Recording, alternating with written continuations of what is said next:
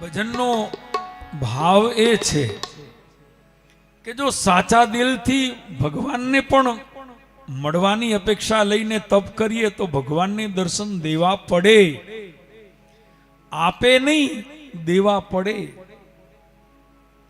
ભાવ સાચો જોઈએ, નિષ્ઠા બરાબર જોઈએ. ગંગાજીએ કહ્યું ઠીક છે આવું, પણ મને પૃથ્વીમાં ઝીલે કોણ? આ એક નો આવવાનું બાનું. મને ઝીલે કોણ? પૃથ્વી ઉપર મને અમારો પ્રવાહ છે એને કોઈ ઝીલવા વાળું જોઈએ. જો કોઈ ઝીલી ન શકે તો હું સીધી પાતાળમાં વહી જાઉં. મને કોઈ ઝીલે તો હું પૃથ્વીમાં રહી શકું.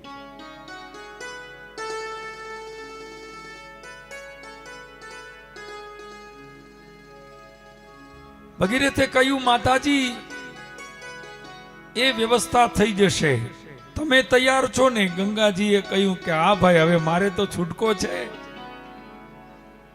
આવું નથી અને આવ્યા.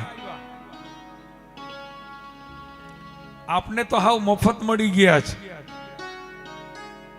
આપણે કઈ કર્યું છે? આ ભગીરથની 3 પેઢીઓનું તપ છે એના પિતૃઓના મોક્ષ માટે, પણ લાભ આખા જગતને મળ્યો, કલ્યાણ આખા જગતનું થયું. બધાનું મંગલ બધાનું થયું. ધ્યાન દેજો, સારા કાર્યમાં સૌનો ભાગ છે, મંગલ કાર્યમાં બધાનો ભાગ છે.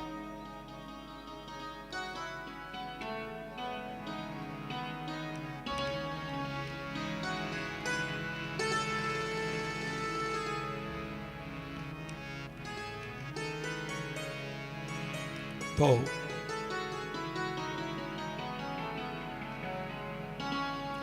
ભગીરથે પછી તો શંકર ભગવાનની આરાધના કરી છે, શંકર ભગવાનની પ્રાર્થના કરી. શંકર ભગવાનને દર્શન દેવામાં વાર ન લાગી. શંકર ભગવાન તરત પ્રસન્ન થયા, કહ્યું કે માગ. કહે છે મહારાજ ગંગાજી પધારે છે એને ઝીલવા છે. શંકર ભગવાને કહ્યું હું એની રાહ જોઉં છું, હું પણ તૈયાર છું, એને કહો. કારણ કે ગંગાજીની જરૂર સ્વર્ગમાં નથી, ત્યાં તો બધા પાવન જ છે, ત્યાં તો બધા પવિત્ર જ છે. સ્વર્ગમાં હોય એ તો પવિત્ર જ છે, ત્યાં કઈ એની જરૂર? એની જરૂર તો અહીંયા છે. ગંગાજીની જરૂર તો અહીંયા છે. પ્રકાશની જરૂર ત્યાં છે જ્યાં અંધકાર છે.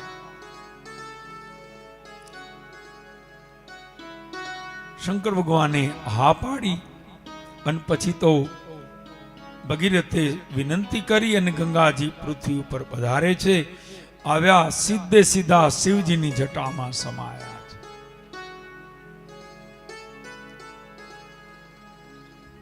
થોડા અભિમાનથી આવ્યા હતા, મૂળ ઈચ્છા જ નહોતી આવવાની, ઈચ્છા નહોતી, ધરાહાર આવવું પડ્યું. શંકર ભગવાન આવ્યા એટલે ઈચ્છા એવી હતી કે શંકરને લઈને વહી જાઉં પાતાળમાં. આ શંકરે શું સમજે છે એના મનમાં? એને લઈને પણ પાતાળમાં વહી જાઉં. થોડું અભિમાન એને પણ હતું. હોય ને, બહુ ઉપર રહેતા હોય જરાક એમ હોય ને કે અમે કઈ થોડા જેમ તેમ છે, આમ જરાક એને અહંકાર હતો. પણ એ શિવજીની જટામાં ગયા પછી ગંગાજી ભૂલા પડ્યા, જટામાં ભૂલા પડ્યા. જટામાંથી બહાર નીકળવાની કોશિશ કરે છે. 100 વર્ષ સુધી ગંગાજીમાં એ જટામાં ફર્યા, જટામાંથી બહાર નીકળવાનો રસ્તો ન મળ્યો. ગંગાજી થાયકા વિચાર કરે કે આ તો જટા છે કે જંગલ છે. સ્તુતિ કરી શંકર ભગવાનને કે મહારાજ આમાંથી મને બહાર કાઢો. શંકર ભગવાન કે તમે તો મને લઈને વહી જવાના હતા ને પાતાળમાં, એનું શું થયું? ગંગાજીએ હાથ જોડ્યા, મહારાજ એ મારું અભિમાન હતું, મારો અહંકાર હતો. મને એમ હતું કે આ જગતમાં મારા જેવું કોણ? પણ તમારી જટામાં આવ્યા પછી ખબર પડી કે આ તમારી જટામાં મારા જેવી 1000 ગંગા એનો પત્તો ન ખાય, એનું સરનામું ન મળે. આ તમારી જટામાં 1000 ગંગા સમાય ન જાય, ખોવાઈ જાય. તો મહારાજ મને એ સમજાઈ ગયું કે જેની જટા આવી તો જટાધારી કેવો. માટે મહારાજ મને માફ કરો, બહાર નીકળવાનો રસ્તો આપો. શંકર ભગવાને એક લટ ખોલી બહાર નીકળવાનો માર્ગ બતાવ્યો. ગંગાજી પૃથ્વી ઉપર આવ્યા, સીધા શિવજીના ચરણ ધોયા છે. બોલીએ ઉમાપતિ મહાદેવ કી જય, બોલીએ ઉમાપતિ મહાદેવ કી જય. ગંગાજીએ કહ્યું, મહારાજ મને અહીંયા રહેવાની જગ્યા આપો. ક્યાં? તો કે તમારા ચરણમાં. શિવજીએ કહ્યું કે ગંગા, તમને ચરણમાં હું એટલે નહીં રાખું, તમને ચરણમાં ન રખાય. ચરણમાં કેમ રખાય? કેમ કે ચરણામૃતને ક્યાં રખાય? તમે કયો, ચરણામૃતને ક્યાં રખાય? પગમાં રખાય? ચરણામૃતને તો માથે રાખો. ચરણામૃતને આપણે લઈને પછી આંખે અડાડીને માથે ચડાવીએ છીએ. શિવજીએ કહ્યું, તું પરમાત્માના ચરણમાંથી નીકળેલી છો, એટલે તું પરમાત્માના ચરણનું ચરણામૃત છો, અને ચરણામૃતને માથામાં ધારણ કરાય. એ ગંગા, તું મારા ઈષ્ટદેવ પરિબ્રહ્મ પરમાત્માના ચરણનું ચરણામૃત છો, એટલે હું તને મસ્તકે જ રાખીશ.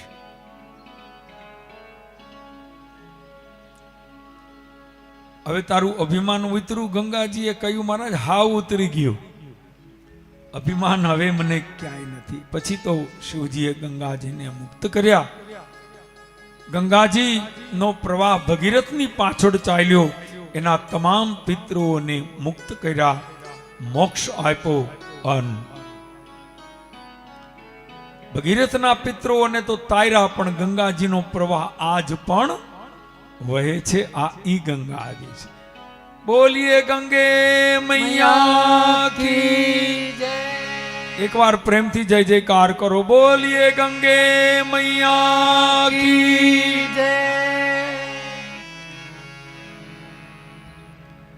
માણસના બહુ જન્મના પુણ્ય હોય તો ગંગામાં ડૂબકી લગાવવાનો અવસર મળે, ગંગા કિનારે આવવાનો સમય મળે, અને ડૂબકી લગાવવાનો અવસર મળે, ગંગા કિનારે આવવાનો અવસર મળે, તો ગંગા કિનારે કથા સાંભળવાનું કેવડું પુણ્ય. ગંગાના કિનારે આવું પવિત્ર સર્વોત્તમ, આ જગતમાં ભાગવતથી મોટું કોઈ શાસ્ત્ર નથી, ભાગવતથી મોટો કોઈ ગ્રંથ નથી, ભાગવતથી મોટું કોઈ પુરાણ નથી. ભાગવત એ પુરાણનો મુગટ છે. ભાગવત પુરાણ તિલકમ. ભાગવત જેવું શ્રેષ્ઠ કોઈ પુરાણ નથી. સર્વશ્રેષ્ઠ, સર્વોત્તમ. જે ભાગવતના શબ્દે શબ્દમાં નહીં, અક્ષરે અક્ષરમાં પરિબ્રહ્મ પરમાત્માનો નિવાસ છે. ભાગવત સ્વયં ભગવાનનું જ રૂપ છે. એટલે આપણે પોથીજીને માથે પધરાવીએ છીએ. આપણે પોથીજીને માતાજી પાસે લઈ ગયા, અને ત્યાંથી પછી માતાજીની રજા લઈ માથે લઈને આવ્યા. માથે પધરાવવાનો અર્થ છે આ સ્વયં ભગવાનનું વાણીમય સ્વરૂપ છે, આ વાંગમય સ્વરૂપ છે. વાણી એટલે શબ્દ. ભગવાનનો આ શબ્દ દેહ છે. શબ્દ, શબ્દ કોને કહેવાય? આપણે જે બોલીએ એ શબ્દ, આપણે જે બોલીએ એ શબ્દ, એ વાણી.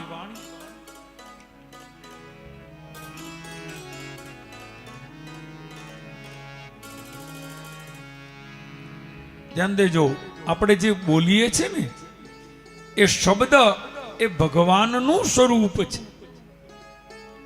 શબ્દ બ્રહ્મ છે, શબ્દ નારાયણ છે, શબ્દ પરમાત્મા છે.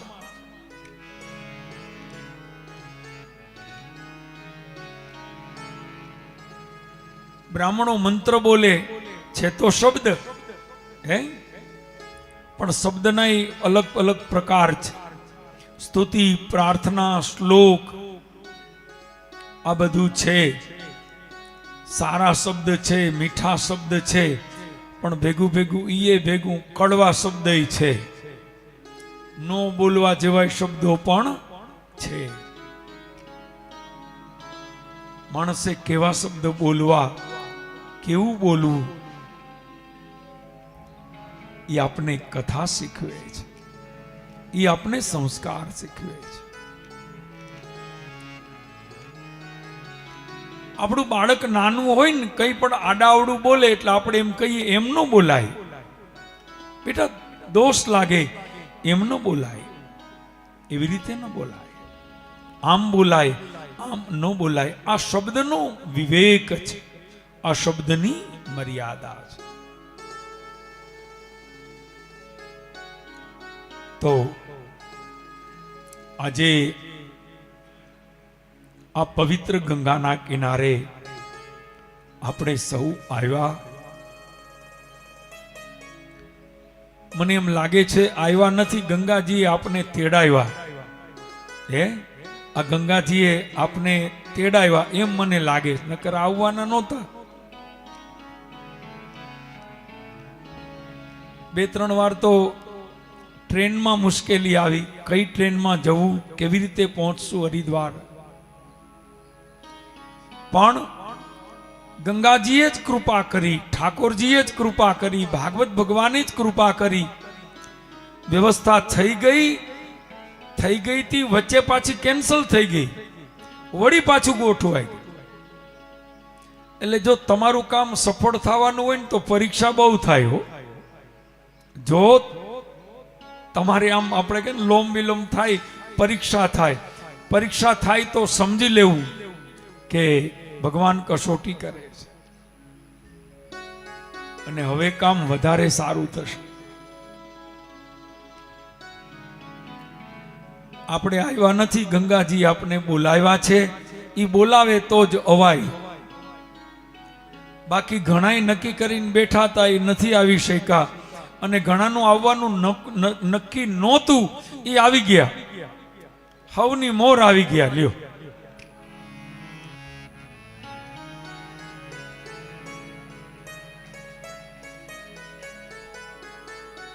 આપણા કથાના મુખ્ય યજમાન ચંડી ભમર પરિવાર, કિશોરભાઈ, ભાવનાબેન, અમારે પલ્લવીબેન ને કાજલબેન કહેતા હતા કે અમારા ફઈબા આવવાના જ નહોતા, નક્કી જ નહોતું. આવે એવું અમને લાગતું જ નહોતું. અને કાકાનું નક્કી હતું આવશે જ, નક્કી હતું, સાવ ફાઇનલ હતું, પણ નો આવી શક્યા. અને ફઈબા જો જાય, ફઈબા જો આર્યા, ફઈબા કોણે તેડાવ્યા ને, ગંગાજીએ તેડાવ્યા. નક્કી નહોતું તો પણ આવી ગયા. એટલે એની કૃપા હોય ને તો જ આપણાથી સત્કર્મ થાય. એક વાત લખી રાખજો, સત્કર્મ તો પરમાત્માની કૃપા હોય ને તો જ થાય. સમજો બરાબર, સત્કર્મ તો ભગવાનની કૃપા હોય તો જ થાય. બાકી બીજું બધું રોજ થાય. બીજું બધુંમાં સમજી ગયા ને, બીજું બધું સવારે ઉઠાન, ખાધું, પીધું, દીધું, લીધું, મારું, તારું, કાંઈક આટા વીટા, આ તો રેગ્યુલર છે, લાગ્યું જ પડ્યું છે. ઘણાને તો દિવસે પૂરું ન થાય, રાતે સપનામાં ચાલુ હોય, ઊભા થઈ થઈને ભાગે, દુકાને જાવું છે. અરે પણ 2:30 વાગ્યા છે.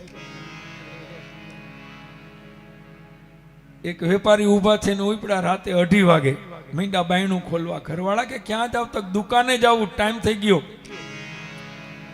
અરે હોઈ જાવ, હજી તો 2:30 વાગ્યામાં ત્યાં કોણ આવશે?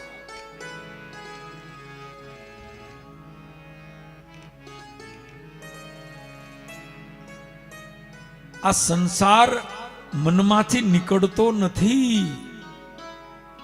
એટલો મનમાં મન એનામય થઈ જાય, ઓતપ્રોત થઈ જાય, બહુ અઘરું છે. તો પણ સત્કર્મ થાય, અરે મંદિરે જવાય કે જય શ્રી કૃષ્ણ બોલાય કે ભગવાનનું નામ લેવાય ને તોય માનજો કે એની કૃપા, નકર ભગવાનનું નામ પણ લેવાતું નથી. એની કૃપા હોય તો જ લેવાય.